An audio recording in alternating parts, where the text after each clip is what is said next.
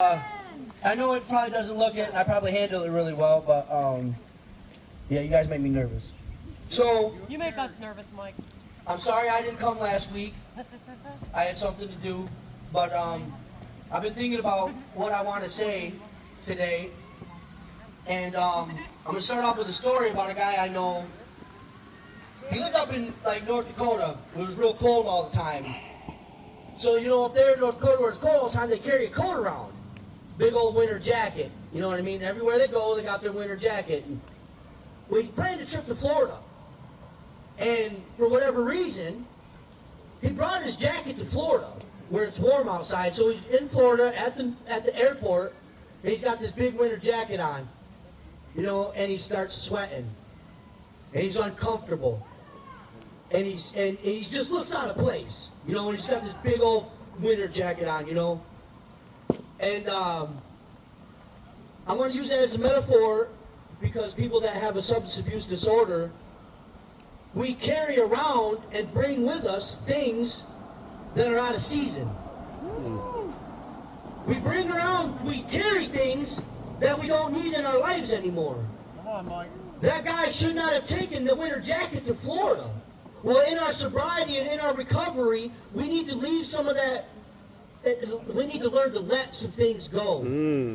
Let go of the trauma, let go of the pain, let go of the self-doubt. I bring up self a lot because, as funny as this may sound, I didn't believe in who I was, and I was really, I wasn't as sure of myself as I am today. Let's just put it that way, you know. And I carried around a lot of my mom. Oh God, she was such a bad mom. So that's a good reason to use and hurt people. Didn't know my dad, so that was a good enough reason to abuse and hurt people. You know, I didn't know what a real relationship was, so that was a good enough reason for me to womanize and cheat and not be a good guy. And you know, I'm going to use an I statement, but I'm pretty sure that almost everybody here, we struggle with carrying things with us in our lives in the new seasons. If it's summertime, why are you wearing winter clothes? Well, in your recovery, why are you still wearing that same chip on your shoulder that you used to justify your addiction and you used to justify hurting people? You know, all you're doing is weighing yourself down. Let's go! All you're doing is holding yourself back. You know what I mean? I talked about that ball and chain, and it makes you walk like this. Well, you can't go nowhere if you're constantly being drug around, if you're dragging around stuff that you shouldn't be dragging around. And I understand that there's some things that you've been through that really hurt, and they're really traumatizing. You know, sexual abuse, rape, physical abuse, people calling you, you know, mental abuse is probably worse than physical. I think I'd rather get punched than you say something that hurts my feelings. You know, and we've all been through that, especially you beautiful ladies out here. You know, Or men. or men too. But I'm just saying, you know, stop holding on to it. Find a way to deal with it. If you've got to go talk to a therapist, go find a therapist to talk to. They're out there. You can even do it on your phone now. There's apps where you can get on your phone and talk to somebody about what you're going through. You know, this sobriety and recovery, it's a new season. It's a new life. It's a new chapter. Stop carrying things into this new chapter. Stop carrying the residue. Stop letting things hurt you because you're not going to be able to move on. You'll have a false sense of security. Come on, Mike. You know? You'll sit there, oh, I got this, and then something will happen, and it'll trigger a memory to what, and you'll be drunk, or you'll be high, and because you didn't deal with what you were supposed to deal with. You know?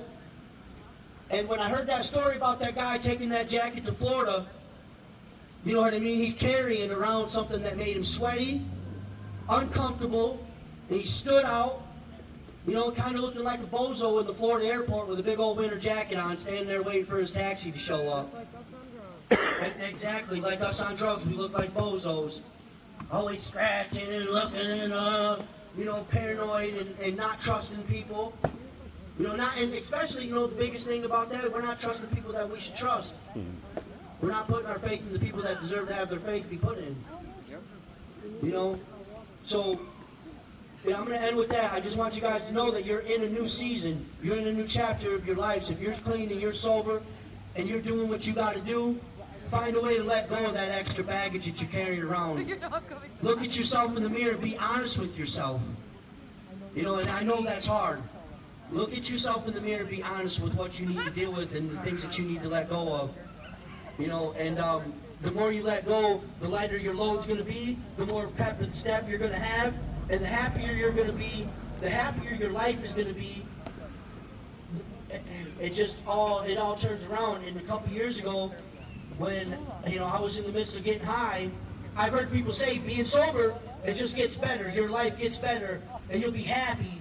And you're trying to, you bunch of malarkey. That's what I used to think. 21 months ago, I got arrested, and I went to the Ione County Jail. And I called my son, and I said, Ian, I'm never going to watch you play football again. I was looking at so much time, my son would have been a grown man by the time I came home. And through the grace of God and the hard work that I put into my recovery and my sobriety, I went and seen my son play football last night. Woo! Yeah! You know what I'm saying? And on the way there, I started crying. I got really emotional because I'm not supposed to be here right now. If I got what I deserved, I'd be in prison or worse. But through the grace of God and through the Ione County's Adult Recovery Court, I've been blessed with an opportunity that I don't deserve. Amen. Come on, Mike. And I got to see my son play football last night, and Hell yeah. it was Wednesday night, my bad. I'm losing track of what day it is, but Friday. so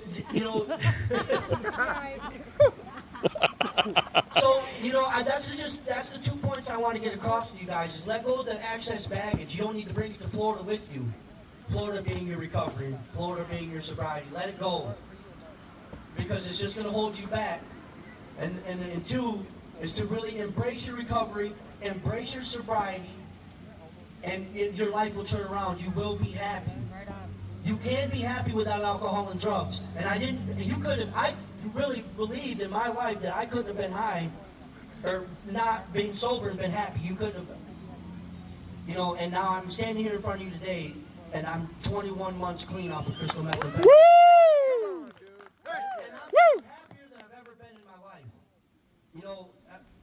I've got all my family back in my corner. My daughter is 23 years old, and she's back in my life after 12 years. Like I said, I went to see my son play football Wednesday. I'm doing things I don't deserve to be doing. Yes, you do. And that's the greatest thing. Well, no, through the grace of God. But if I got what I deserved, I'd be in prison. That's what I Right. deserve. You know it. God's love. God's love. Amen. So I hope that I helped you, somebody listen to what I said, and I hope it impacted you, and I hope that you guys are happy and you get everything that you want in life.